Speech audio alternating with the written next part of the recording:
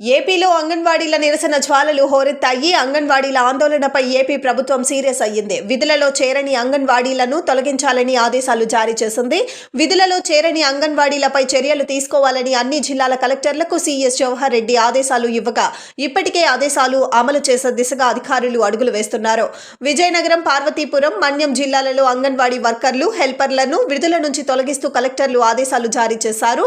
మిగిలిన జిల్లాలలోనూ టర్మినేషన్ ఉత్తర్వులు జారీ చేసేందుకు ఆయా జిల్లాల కలెక్టర్లు సిద్ధమవుతున్నారు. అంతేకాకుండా అంగన్వాడీ కేంద్రాలు స్వాధీనం చేసుకునే దిశగా కలెక్టర్ చర్యలకు ఉపక్రమించనున్నారు. అంతేకాకుండా నోటిఫికేషన్ విడుదల చేసి కొత్త నియామకాలను చేపట్టినట్లు తెలిపారు. ఆ అంగన్వాడీ విధులకు హాజరు కాని కార్యకర్తలు 1444 మంది, ఆయాలు 931 మంది ఉన్నారని జిల్లా మహిళా శిశు సంక్షేమ అభివృద్ధి సాధికారిక అధికారి ఎంఎన్ రాణి తెలిపారు.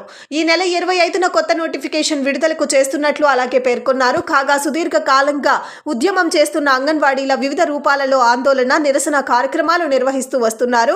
అయితే వీరిపై సీరియస్ అయిన ప్రభుత్వం ఎస్మా ప్రయోగించింది. అయినా వాళ్ళు మాత్రం వెనక్కి తగ్గకుండా ఉద్యమాన్ని కొనసాగిస్తున్నారు. 6వ రోజు ఆందోళనలో భాగంగా చలో విజయవాడకు పిలుపునిచ్చారు. విజయవాడలో దీక్ష చేస్తున్న వారి దీక్షను భగ్నం చేసి పోలీసులు వారిని పోలీస్ స్టేషన్ కు తరలించారు. ఇక వివిధ జిల్లాల నుంచి విజయవాడకు తరలి వస్తున్న అంగన్వాడీలను ఎక్కడికక్కడ అరెస్టు చేస్తున్నారు.